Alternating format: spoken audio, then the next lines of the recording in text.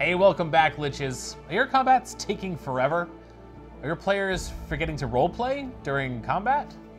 Do encounters feel more like a board game rather than a role-playing game? What if we told you we had a simple way to make your combats more exciting, more pulse-pounding, and memorable for everyone at the table? Pack up your miniatures, get rid of that expensive Dwarven Forge terrain, say goodbye to your campaign cases. Today on Basic Liches, we are going to explain how to successfully use Theater of the Mind! The theater! KMo! Wolf. What is Theater of the Mind? Explain to the people out in the YouTube sphere what we're talking about. WTF is it? It is basically the core way of playing the entire game already. We essentially throw away all the minis, all the maps and terrain pieces, and the play spaces in our heads. Together, collectively, cooperatively, we create a story together. In the old brain space. In that good old noggin. Everyone is describing what they're doing, whether they're a player or the dungeon master. As they describe what's happening, the entire table is all getting a similar but probably different picture in their mind's eye of what is happening. Outside of combat, Theater of the Mind is used to abstract things down so that players are not bogged down with the minutia of asking, like, I'm going to use my action and my move action to get 30 spaces to try to get to the shopkeep.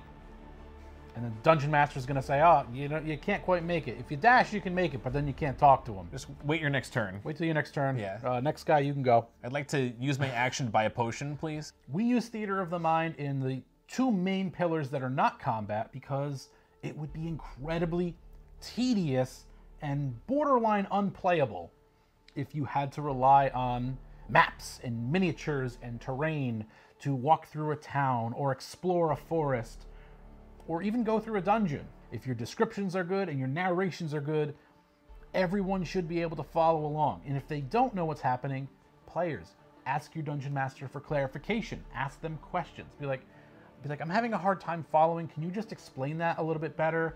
That is perfectly okay. Ask questions. All right, KMo, so if Theater of the Mind is so amazing and so great, how come most groups don't use it for combat? I think it really depends on the group that you have. A lot of groups really enjoy the mechanics of the game.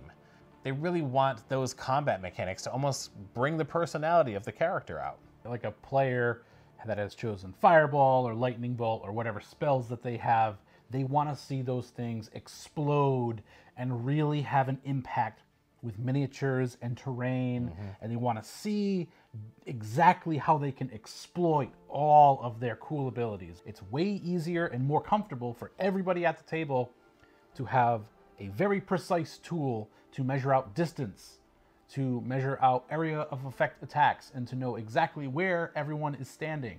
If what the Dungeon Master is pitching and narrating doesn't quite match up with what the players are thinking, it's going to lead to disappointed players that are not able to do what they want on their turns. They're going to be wasting their abilities, the Dungeon Master is going to be frustrated, and they're going to swear off of Theater of the Mind combat forever! No! So Wolf, what are the major benefits of using this system, and why do we want to recommend it to more players? First and foremost, combat is going to be much, much faster using Theater of the Mind. You are no longer going to have to do a ton of prep work. You're not going to have to draw out a battle map beforehand. You're not going to have to pluck out the miniatures or the tokens that you need for that combat. You're not going to need to do that on the fly. You don't have to create maps on the fly. You can just enter combat right away, and your players kind of get excited and shocked. Boom, roll initiative. Let's write that all down. Carlos, the dwarf, what do you do? Let's go. Combat's happening now. Once your players become efficient and comfortable using Theater of the Mind for combat, the tactics and the rules of the game are going to melt away, and they're going to be replaced with insanely narrative descriptions and wonderfully engaging combat encounters that are going to be so much more memorable than just, all right, I'm going to move 5 squares, I roll a d20, it's a 19, that's going to hit, right? Yep, 12 damage. We think the most important piece about introducing Theater of the Mind to your players is learning to build trust with them. As a dungeon master, by having every single player at the table agreeing to do theater of the mind combat, because this is something you gotta have to discuss with your players. You're going to be erring on the side of caution, giving them the benefit of the doubt, leaning into the rule of cool. Because your players, they're going to be apprehensive at first. This is going to seem weird to them. They're going to be like, our safety net's not there. We don't have that terrain in the minis and the mats. I don't like it. I don't like it. They're almost trying to figure out how to play their characters again in this new way. This trust that the Dungeon Master is building with the player is kind of a new agreement. The Dungeon Master is asking the players to relinquish some of the rules in exchange for some freedoms in what they can do during combat. Those freedoms include the rule of cool, man. Anything you can think of, we will say, yes, but. No, but. You can do this or you can do that. Sure. You're trying to figure out where you are, and I think that's the first thing that players are trying to do when this theater of the mind thing happens. It's like, where am I? We're so used to being on the battle map, and the DM can just be like, well, it doesn't matter. You're close. Your friends are close. You're engaged in combat with two gnolls. Another topic that the players are going to start worrying about are area of effect spells and how they affect creatures on a map that is in our brains. How many creatures can we hit? How many bandits can I hit? It's up to the DM to create the scene to feel like we're playing on the board. Well, your buddy is engaged with one of the creatures and you want to fire this area of effect. Well, you might hit him. Or you could aim it to the side a bit and hit 2 of the 3 instead of all 3. Be generous and fair. As soon as initiative is rolled and those dice hit the table, you want to be describing what this play area is like. You want to be describing where the creatures are on this playing area. And you want some key features of the battle map. Maybe there is a tall obelisk or an altar on the other side. And there's a few enemies at the altar and one at the obelisk, maybe a boss at the obelisk. But now they have started to paint an image of what their battlefield looks like and continuously remind them throughout this battle where those key features are and how those players interact with them. When you're first talking about positioning and location in Theater of the Mind, it changes very drastically. We're now not using our eyes to see things in distance. We're using our minds and imaginations to imagine these distances and movements. When we set up our battlefield to have key locations in zones, we're effectively creating larger blocks that I would say they're probably 30 feet large. Like it's a character's full movement is this area. Now this is a more basic and simple area for players to remember. Maybe they're on one side of the graveyard where the crypt is, and there's an obelisk in the center, and then there's an altar on the other end. But it's going to take them 2 moves to get over there. You might tell your player, like, well, that's a dash away. Don't forget to keep in mind your monks and your elves, that they're going to have a benefit over the slower races, so they might get there sooner. Err on the side of caution with those things. If they're asking, can I get there? I'm a little bit faster. Say, sure, yes you can. It's that simple. After each player's turn, you have a new sort of battle map and a new configuration that everyone needs to be aware of. Immediately repeat what just happened in the turn. Be like, the rogue moved from the graveyard all the way up to the altar and he stabbed the ghoul in the head. So you're going to explain to that player what just happened. You're going to tell them what they can see, what monsters they can reach, what's changed. You need to let them know if there is a threat, what looks dangerous. Give them multiple options and answer any questions that they have. If something's not clear and you can tell that they're sort of stuttering or they're not really sure, be like, what do you need clarification on? And give them that description so that they are 100% on the same page as you. You want to almost be doing telepathic links. You want to be in their heads. They need to be seeing what's in your theater of the mind, basically needs to be in their theater of the mind's eye as well. A really awesome tip that I picked up along the way for Theater of the Mind combat is having your players describe the baddies and monsters that they're about to fight. Be like, hey, you guys are coming across 4 bandits right now. Do me a favor and tell me why each one of these looks distinct. And one player is going to say, hey, this one has gold teeth. The next person's going to be like, okay, this one's wearing a cape for some reason. The third person's like, oh, the leader, she's a female and she has facial tattoos. And the fourth player that's a wise-ass jackass is going to be like, this guy over here's got a big old badonkadonk Booty. Let it happen, let it roll. Now they're actively participating in the narration and the descriptions of this combat. And they've sort of personalized these monsters and enemies that they're about to murder. Trust me, this works really, really well. They're gonna be calling it out. They're gonna be like, oh, badonkadonk guy, I'm gonna fire an arrow right at his ass. Thwang! Make sure when you're describing anything during Theater of the Mind, whether it's the location, the creatures, what players are doing, the actions that are taking place in this combat, keep it low in number. Because, I mean, we can only really remember so many things. It's very easy to paint yourself into a corner, get stuck there, and your players are trying to cram too much information into their brains, and they don't remember half the things that are going on anymore. It's okay for the DM to keep a little playing field behind the DM screen of where everyone is. This is for the DM's reference only, so that the DM has an idea of where everybody is. Once the DM starts getting into it, they may not need that anymore, and you can just kind of continue because everyone's building it together. Let them know that if they're in or out of range of different monsters, be like, yep, you're moving out of range of how far that goblin can shoot his short bow. Don't forget that while you're running combat encounters in Theater of the Mind, the Dungeon Master is setting the scene, players are expressing their intentions, and the Dungeon Master is narrating the result and asking for dice rolls. Wouldn't be a Lich video if we didn't give you guys an example of what we were talking about. So right now we are going to go through a single round of Theater of the Mind combat, and we are going to see what happens as 4 party members go up against a scarecrow in a farm/cornfield. You guys have just left the farmhouse. The farmer and his wife need you to investigate whatever is killing his crops and whatever is killing his livestock. The rogue, you are investigating out near the barn. A little bit further away, maybe one zone away from that, there is a pathway that is leading towards the cornfield. But before you get to the cornfield, there are all these bales of hay, and there are some beds with gardens and vegetables growing. And then as you get basically 2 zones away from the barn, that is where the cornfield is. So the rogue, you are in the barn area. Wizard, you're investigating the vegetables.